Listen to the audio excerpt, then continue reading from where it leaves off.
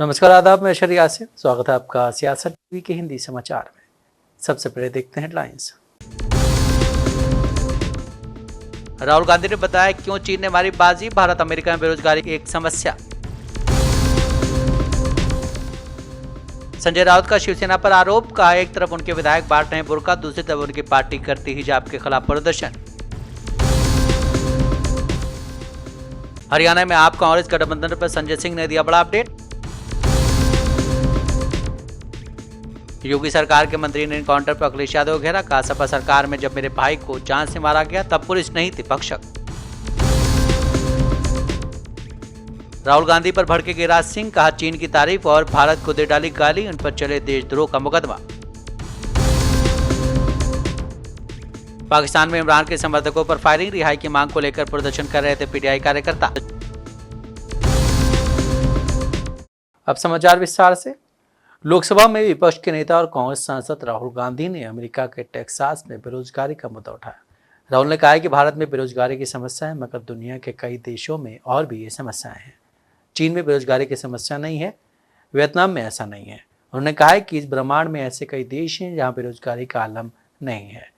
कांग्रेस सांसद ने इसके पीछे की वजह भी बताई। अब इस पर पार्टी सांसद प्रमोद तिवारी ने कहा कि राहुल गांधी वहां भाषण देने, अपने विचार रखने गए हैं। ये हकीकत है कि पिछले 10 सालों में देश को 40 सालों में सबसे ज्यादा बेरोजगारी का सामना करना पड़ा है। देखिए, राहुल गांधी वहाँ कुछ भाषण देने गए हैं, अपने विचार रखने गए हैं, तो जो सच्चाई हकीकत है कि आज देश 39 साल की, लगभग 40 साल की सबसे बड़ी बेरोजगारी पिछले 10 सालों में झेल रहा है, और वो भाजपा की देन है। तो एक ऐतिहासिक सच्चाई है, भौगोलिक सच्चाई है और आंकड़ों के हिसाब से सच्चाई है। कुछ देशों में रोजगार की समस्या नहीं, उसका भी जिक्र उन्होंने किया है। तो राहुल गांधी ने नौजवानों की एक बड़ी मौजूद समस्या पे ध्यान खींचा। हिंसा के 1 साल बाद भी मणिपुर में शांति बहाली की उम्मीद पर पानी फिरता नजर आ रहा है। 1 सितंबर से मणिपुर की घाटी में हिंसक घटनाएं बढ़ी हैं। हालात इस कदर भयावह हैं कि अब हमले में ड्रोन के जरिए बमबारी की जा रही है, तो आरपीजी का इस्तेमाल करके भी रिहायशी इलाकों को निशाना बनाया जा रहा है। मणिपुर में शांति बहाली की उम्मीदों को टूटता देख इंफाल घाटी में स्थानीय संगठन ने पब्लिक इमरजेंसी की घोषणा कर दी है।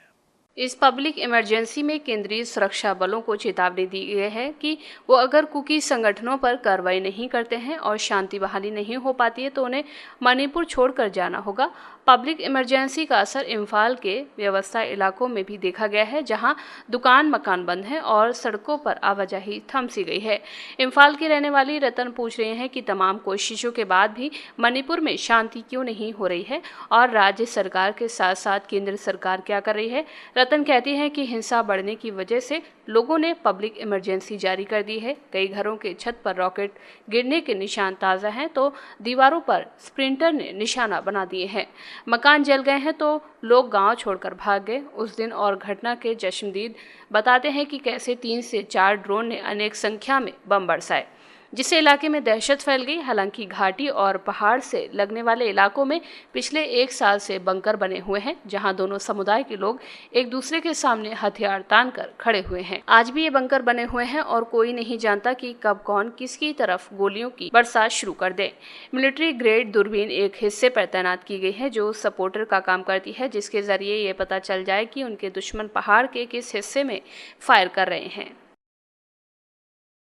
जम्मू कश्मीर में विधानसभा चुनाव के चलते राजनीतिक सरगर्मियां तेज हैं। तमाम राजनीतिक दल अपनी अपनी तैयारियों में लग गए हैं। तमाम नेता बयान दे रहे हैं और एक दूसरे पर जमकर निशाना साध रहे हैं। अब पीडीपी चीफ महबूबा मुफ्ती ने जम्मू कश्मीर के हालात पर बात की है। मुफ्ती ने कहा है कि मैंने ये पहले भी कहा है कि नेशनल कॉन्फ्रेंस और कांग्रेस गठबंधन सिद्धांतों पर आधारित नहीं है।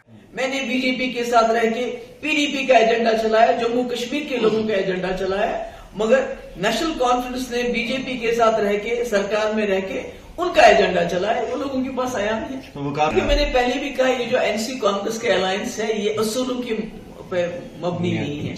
अगर होता तो 87 के इलेक्शन में सरकार बनाने के लिए इतनी बड़ी दानियां करके जम्मू कश्मीर को खून के दरिया में नहीं धकेलते। ये जो खून का दरिया है इसको जम्मू कश्मीर में पिछले 87 से लेकर आज तक बह रहा है, वो उसकी वजह तो यही है कि नेशनल कॉन्फ्रेंस की चोरियां, उसको दाखिलियां सरकार बनाने की हाउस में। तो आज भी इनकी जो है सरकार बनाने के लिए ये किसी हद तक भी जा सकते, कोई उसूल परस्ती नहीं है। हर जगह नेशनल कॉन्फ्रेंस ने अपने कैंडिडेट, इंडिपेंडेंट कैंडिडेट कांग्रेस के खिलाफ खड़े कर दिए हैं। जैसे लद्दाख में खड़ा कर दिया था, अब वो नेशनल कॉन्फ्रेंस में वापस चला गया।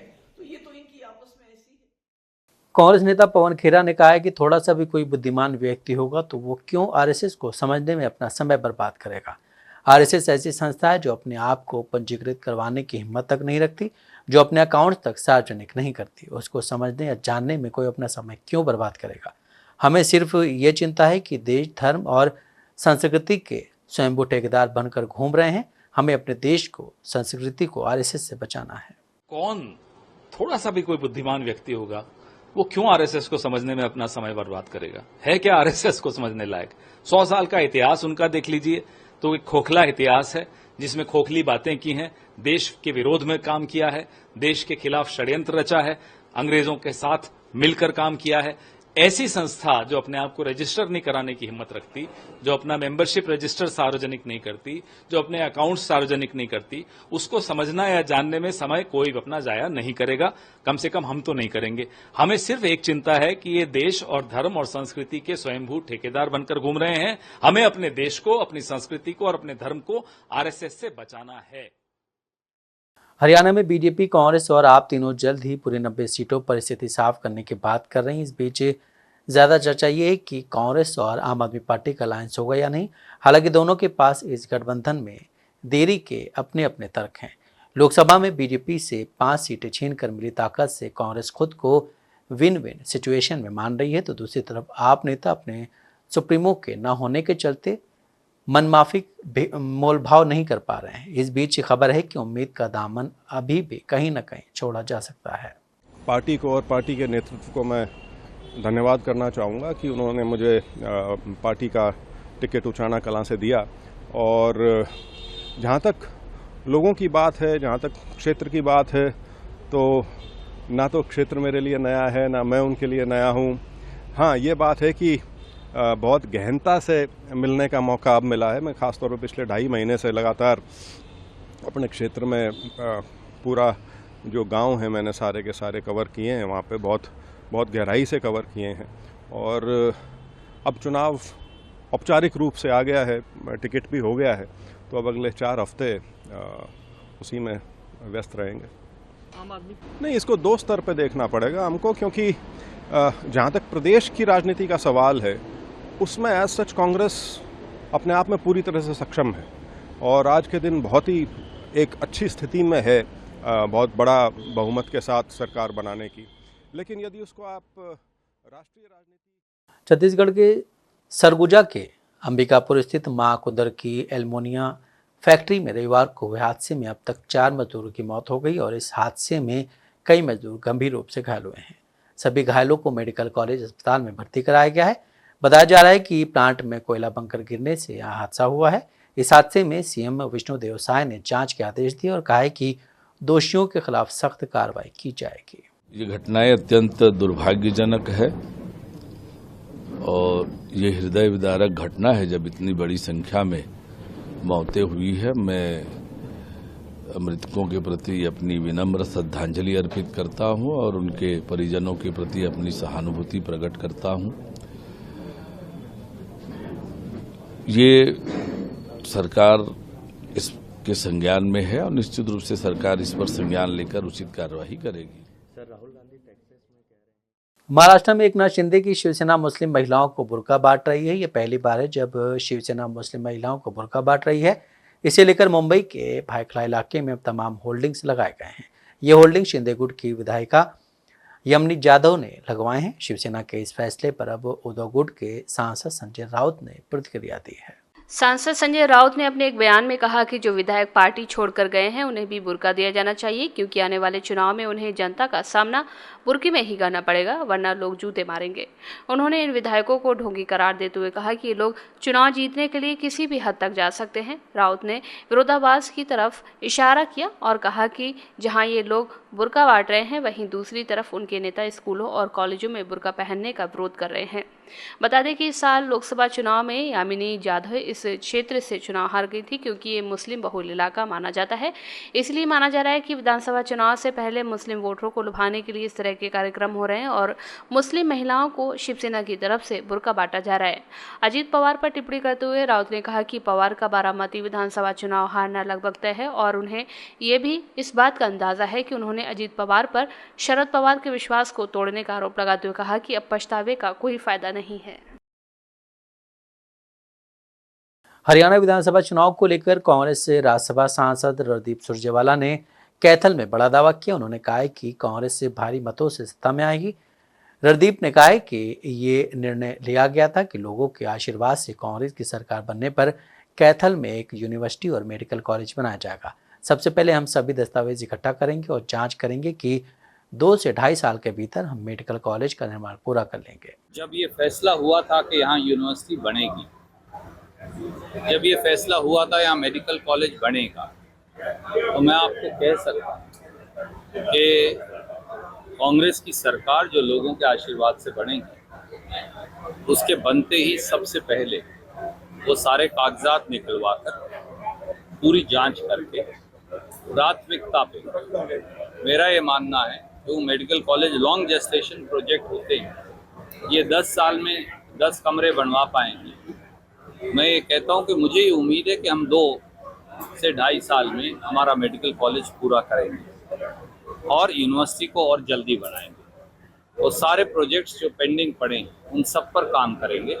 उनसे भी पहले जो शहर में टूट फूट हुई है, पूरा शहर तहस नहस हो गया। जम्मू कश्मीर के विधानसभा चुनाव में कई निर्दलीय छोटी छोटी क्षेत्रीय पार्टियां भी चुनावी मैदान में उतर रही हैं। जम्मू कश्मीर में पहले 2 चरणों में होने वाले चुनाव में 145 निर्दलीय प्रत्याशी मैदान में हैं, जबकि 2 चरणों में कुल 330 प्रत्याशी अपनी किस्मत आजमा रहे हैं।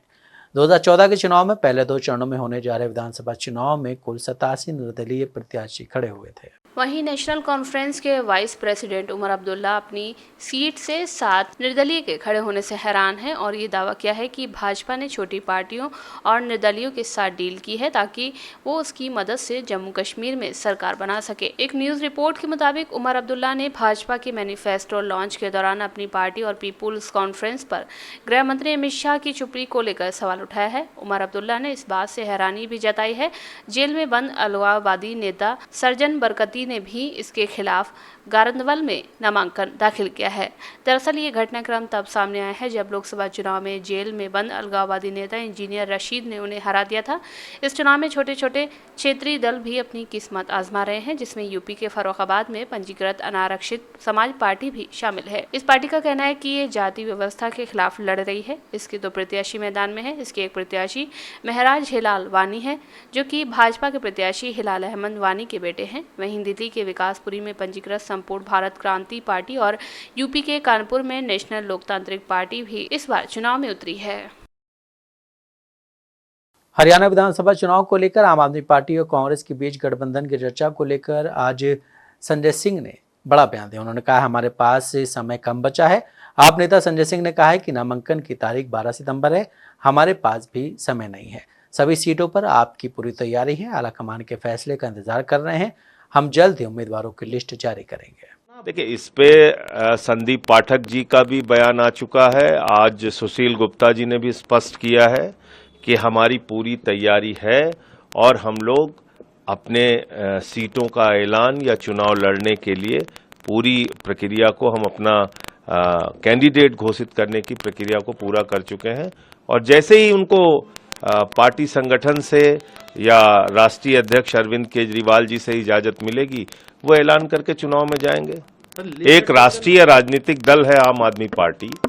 हरियाणा में हमारा एक मजबूत संगठन है, तो उसको लेकर संदीप पाठक जी, सुशील गुप्ता जी, हमारे दोनों नेताओं ने इस बारे में बयान दिया है। अब जैसे ही केजरीवाल साहब का और पार्टी का निर्देश। दिल्ली सरकार की मंत्री और आप नेता आतिशी ने कहा है कि आज जीएसटी काउंसिल की बैठक का दिल्ली सरकार विरोध करेगी। उन्होंने कहा है कि ये मीटिंग रिसर्च और गेटवे पेमेंट पर लगने वाले जीएसटी को लेकर होगी। इसका वो विरोध करेंगे। उन्होंने कहा है कि हमारी सरकार मोदी सरकार द्वारा एजुकेशनल इंस्टीट्यूशंस को मिलने वाले रिसर्च ग्रांट पर जीएसटी लगाने का विरोध करेगी। पार्टी की केंद्र सरकार है वो लगातार अपने बजट से रिसर्च ग्रांट्स को कम कर रही है। वो लगातार रिसर्च ग्रांट्स का अमाउंट कम करती जा रही है। और दूसरी तरफ जब एजुकेशनल इंस्टीट्यूशंस खुद अपने दम पर रिसर्च ग्रांट्स लेके आ रहे हैं तो उन पर 18% जीएसटी लगाया जा रहा है। देखिए, रिसर्च कोई बिजनेस नहीं है, रिसर्च देश के डेवलपमेंट में एक इन्वेस्टमेंट है। अगर आईआईटी दिल्ली जैसा इंस्टीट्यूट नई तरह की गाड़ियाँ, नई तरह के एयरक्राफ्ट, तरह तरह के मटेरियल्स, मेडिकल इक्विपमेंट वगैरह पे रिसर्च कर रहा है तो उस पर जीएसटी क्यों लगाया जाए? तो आज की जीएसटी काउंसिल की मीटिंग में रिसर्च ग्रांट्स जो एजुकेशनल इंस्टीट्यूशंस को मिलती हैं, अगर उस पर किसी भी प्रकार की जीएसटी लगाने की बात होती है तो हम उसका पुरजोर विरोध करेंगे। दूसरा एक महत्वपूर्ण मुद्दा जुड़ा हुआ है ऑनलाइन पेमेंट से। अभी तक 2000 रुपए से कम सारे ऑनलाइन पेमेंट्स जीएसटी से। यूपी के सुल्तानपुर पहुंचे निषाद पार्टी के राष्ट्रीय अध्यक्ष और यूपी सरकार में मंत्री संजय निषाद ने डकैत मंगेश यादव एनकाउंटर के मुद्दे पर समाजवादी पार्टी के मुखिया अखिलेश यादव पर तीखा हमला किया। संजय निषाद ने कहा है कि सपा सरकार में रेल आंदोलन के दौरान उनके भाई को पुलिस ने गोली मार दी, उनके ऊपर 302 का मुकदमा दर्ज करा दिया था। क्या तब पुलिस भक्षक नहीं थे? कैबिनेट मंत्री ने कहा है कि आज योगी सरकार जीरो टॉलरेंस की नीति पर काम कर रही है। उससे पूछा जाना चाहिए कि 7 जून 2015 को मैं जब रेल आंदोलन कर रहा था गोरखपुर में और जो सपा की सरकार थी उसमें गोली मारी गई और मेरा एक भाई मारा गया अखिलेश निषाद, तो क्या वो पुलिस ने जो मारा था तो पुलिस भक्षक नहीं थी निषाद के बेटे को मार? 302 को मेरे को मुलजिम बना दिया गया और आज बेशक हमारा समाज नहीं होता तो मैं तो जेल में चला जाता। ऐसे जिसकी सरकारों में होता रहा है उसको हमेशा लगता है कि ऐसा हमारी सरकार ने जांच एजेंसियों को, प्रशासन को, जो लोकतंत्र के 4 स्तंभ है, विधायिका, कार्यपालिका, न्यायपालिका, मीडिया, सब अपना काम। इनके समय में जांच एजेंसियां संरक्षण प्राप्त थी, हमारे समय में जांच एजेंसियां सजा दिला। सुल्तानपुर डकैती कांड के बाद पुलिस एक्शन के दौरान मंगेश यादव की हत्या के बाद अब सियासी पारा हो गया है। उत्तर प्रदेश में योगी सरकार पर विपक्ष लगातार जुबानी हमले कर रहा है। वहीं अब बिहार के पूर्णिया से सांसद पप्पू यादव की प्रतिक्रिया आई है। उन्होंने सीधे तौर पर बीजेपी सरकार पर जुबानी हमले बोले हैं। पप्पू यादव ने कहा है कि फरीदाबाद में आर्यन मिश्रा को मानने वाले गुंडे, गौरक्षक और यूपी पुलिस की एसटीएफ में कोई अंतर नहीं रह गया है। वो भी धर्म के आधार पर निर्दोष लोगों की जान लेते हैं। यूपी पुलिस एसटीएफ ने भी मंगेश यादव को सिर्फ जाति की वजह से जान ले ली। हालांकि पप्पू यादव से पहले अखिलेश यादव, मायावती समेत विपक्ष के तमाम बड़े नेताओं ने यूपी पुलिस की इस कार्रवाई पर सवाल खड़े किए हैं। मायावती ने सोशल मीडिया साइट एक्स पर सिलसिलेवार पोस्ट में कहा कि यूपी के सुल्तानपुर जिले में मुठभेड़ की घटना के बाद से भाजपा व सपा में कानून व्यवस्था को लेकर आरोप प्रत्यारोप लगाए जा रहे हैं तथा अपराध, अपराधी व जाति के नाम पर जबरदस्ती की राजनीति की जा रही है, जबकि इस मामले में ये दोनों चोर मौसेरे भाई जैसे हैं। उन्होंने कहा, यानी भाजपा की तरह सपा सरकार में भी तो कई गुना ज्यादा कानून व्यवस्था का बुरा हाल था। दलितों, अन्य पिछड़े वर्गों, गरीबों व व्यापारियों आदि को सपा के गुंडे, माफिया दिन दहाड़े लूटते व मारते पीटते थे। ये सब लोग भूले नहीं हैं। लोकसभा में विपक्ष के नेता और कांग्रेस सांसद राहुल गांधी ने अमेरिका की अपनी 3 दिवसीय यात्रा के दौरान बेरोजगारी, शिक्षा और टेक्नोलॉजी जैसे मुद्दों पर बात की। उन्होंने कहा है कि पश्चिमी देशों और भारत दोनों ही रोजगार के संकट में जूझ रहे हैं। वहीं चीन, वियतनाम जैसे कुछ देश ऐसी कठिनाइयों का सामना नहीं कर रहे हैं। राहुल गांधी के इस बयान पर सियासत गर्मा गई है। बीजेपी के नेता गिरिराज सिंह ने उन पर हमला बोला और आरोप लगाया कि वो भारत को गाली दे रहे हैं। और ये दुनिया में जाकर के जो भारत आज मेक इन इंडिया के रूप में, जो भारत इनके कार्यकाल में डिफेंस इंपोर्ट होता था वो एक्सपोर्ट कर रहा है, वो भारत जो देश में 19 लाख करोड़ का इंपोर्ट था वो आज 80 लाख करोड़ पे पहुंच गया। वो भारत की तारीफ करने के बजाय बाहर में जाकर के, इंडिया के बाहर, भारत के बाहर जाकर भारत को गाली देना, ये तो लगता है चाइना की तारीफ करना, दुश्मन देश की तारीफ करना, ये लगता है चाइना के पैसे पर पलते हैं और चाइना की ही बात ब्रांडिंग करने के लिए ये बाहर में जाके चाइना का ब्रांडिंग कर रहे हैं।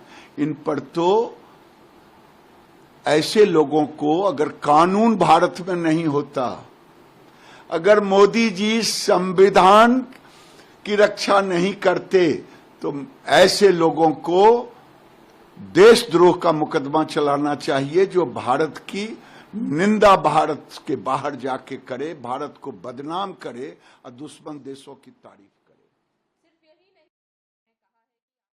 मध्य प्रदेश में कांग्रेस पार्टी इंटरनल जातिगत जनगणना करवाएगी। मध्य प्रदेश कांग्रेस से अध्यक्ष जीतू पटवारी ने कहा है कि देश की सरकार राजी नहीं हुई तो कांग्रेस इंटरनल जातिगत जनगणना करवाएगी। उन्होंने कहा कि देश से असमानता दूर करने की जरूरत है। पार्टी पहले जातिगत जनगणना करवाएगी, इसके बाद आर्थिक सर्वे करवाएगी। कांग्रेस नेता ने कहा है कि जातिगत जनगणना की वजह से जातियों के बारे में स्थिति का पता चलेगा और आर्थिक सर्वे में अमीर और गरीब के बीच फर्क पता चलेगा। इस देश में संसाधन की जरूरत किसे ज्यादा है, इस बारे में जानना बेहद जरूरी है, तभी देश में क्रांति आएगी।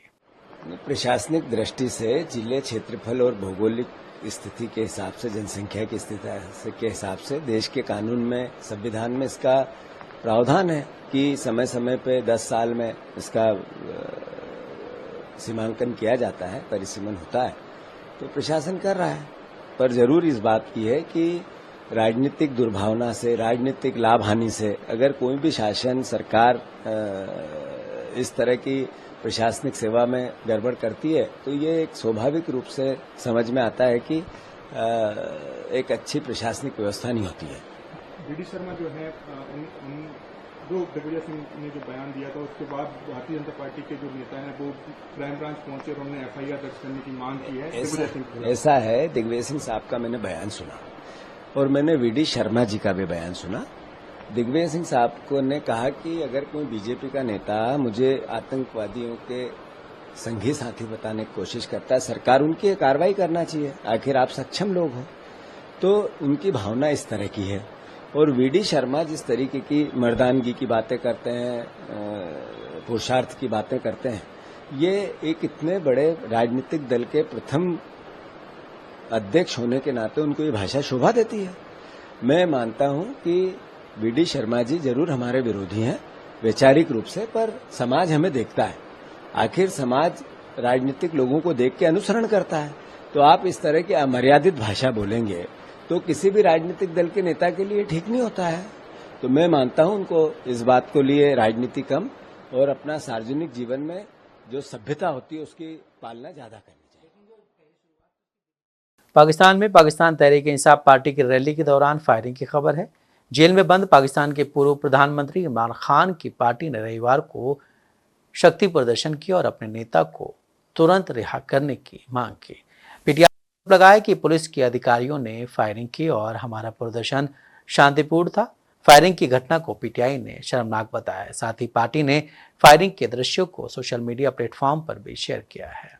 पीटीआई की रैली में 1 लाख से ज्यादा लोग पहुंचे और यहां रैली शांतिपूर्ण ढंग से चल रही थी। कई तरह की बाधाओं को पार कर ये लोग रैली में पहुंचे। पीटीआई के नेता और खैबर पख्तूनवा के सीएम अमीन गंडापुर ने रैली को संबोधित करते हुए पीटीआई कार्यकर्ताओं को साफ तौर पर कहा कि इमरान खान की आज़ादी के लिए उन्हें बार बार सड़कों पर आना पड़ेगा। साथ ही इस रैली में इमरान खान को जेल के जिस कमरे में रखा गया है उसकी तस्वीर को पेश कर बताया गया कि देश के इतने बड़े नेता और एक छोटी सी जगह में रखा गया है और वो वहाँ पर काफ़ी परेशानी में है। पीटीआई के कार्यकर्ताओं को भावनात्मक रूप से एकजुट करने की कोशिश की गई है। इमरान को पिछले साल 5 अगस्त को तोशाखाना भ्रष्टाचार मामले में दोषी ठहरा जाने के बाद गिरफ्तार किया गया था। तब से वो अलग अलग मामलों में जेल में बंद है। इमरान खान को जेल में बंद हुए 400 दिन पूरे हो गए हैं। इस्लामाबाद जिला प्रशासन ने रैली के लिए अनापत्ति प्रमाण पत्र जारी किया था, जिसके बाद उपनगरीय इलाके संगजानी कैटल मार्केट के पास एक मैदान में रैली हुई।